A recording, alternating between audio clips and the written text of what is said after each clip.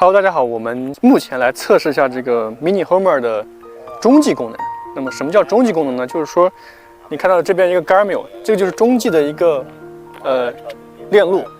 那么首先这个地面端在这个地方，然后地面端会去连中继，然后连到这儿，中继呢，然后再去连到它这里面这个移动端。那么中继的作用是可以扩大这个距离和范围。那么我们现在目前做好的测试，我们把中继放在那边，你看到大概有个300多米的这样一个位置，让我们同事搬过去，然后我们来测一下这个拉距。我们之前的前期视频里面已经测试过这个，它点对点不带中继这个模式，它的距离大概在1300左右。那么我们测一下中距，如果我们加中距的话，它的距离会不会更远？我们再测一下它链路可能带宽情况。OK， 那现在开始吧，我们把这个飞机飞起来，越远越好，越远越好，越远越好。然后你打电话给我，你搬直到你动不了。可以飞了。你可以差不多到极限了是吧？我们开始任务。飞机开始起飞。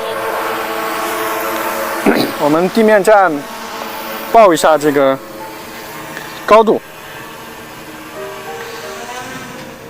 现在高度10米、18、20、21，它到30米它会自动切换成固定模式，然后30，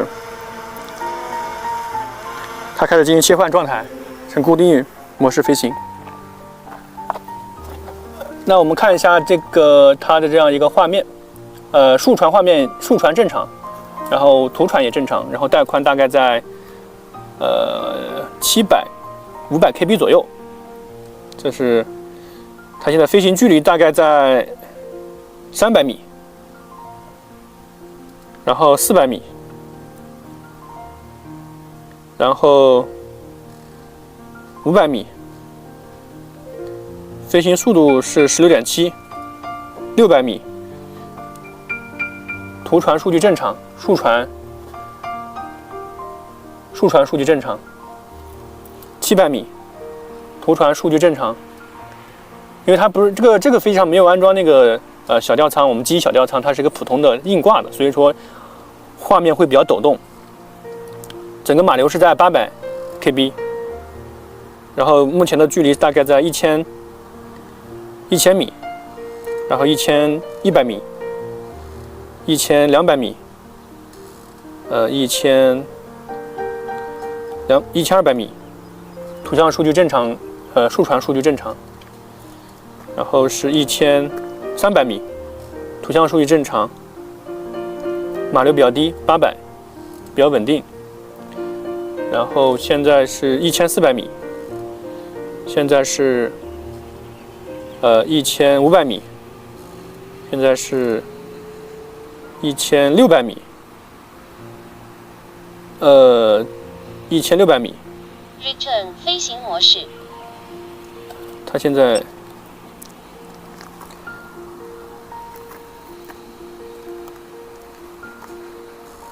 Hold 飞行模式。我们让它盘旋在1700米左右，我们可以看到。这时候图像数据和竖传数据都基本处于正常，也就是说，这个到1700米1.7公里的状态下，目前的通信丢失，通信已恢复。我们的遥控器已经出现了通信丢失情况，但是目前的这个 Mini Homer 中继功能模式下，还是稳定马流800 KB， 那么我没有测出这个极限的位置，我没有测出极限位置，在1700米左右，然后这个马流还是保持正常，也就是说它可以飞得更远。通信丢失，通信已恢复 ，All data links lost。然后我知道它是1800米还是正常。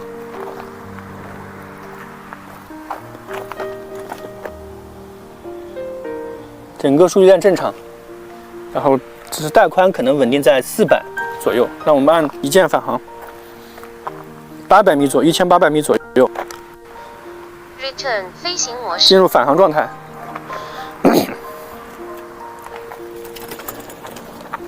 返航的话，我们看飞机进入了这个返航状态，啊，它已经对着太阳飞，也就对着我们朝西边进行飞行。通信已恢复。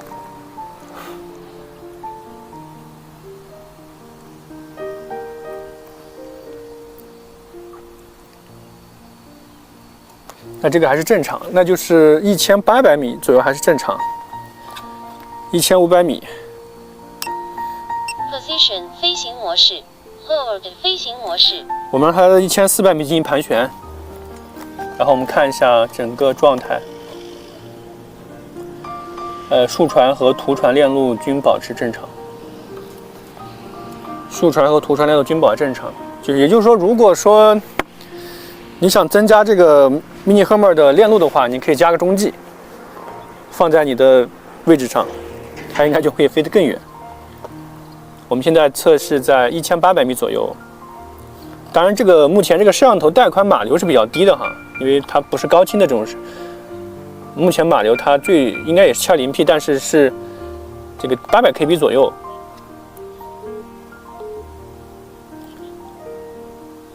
还是正常，那我让它继续返航吧。初步测试应该是正常。飞行模式。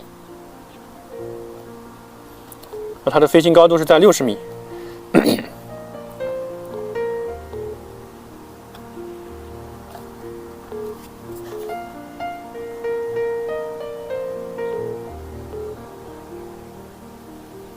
这时候期间呢，这个竖船和图船链路都保持正常。1000米返航，1000米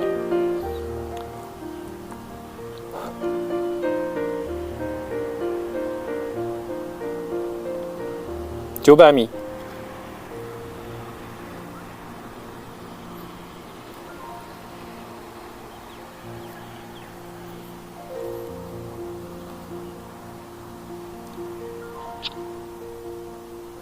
面测的话，应该要更好一点。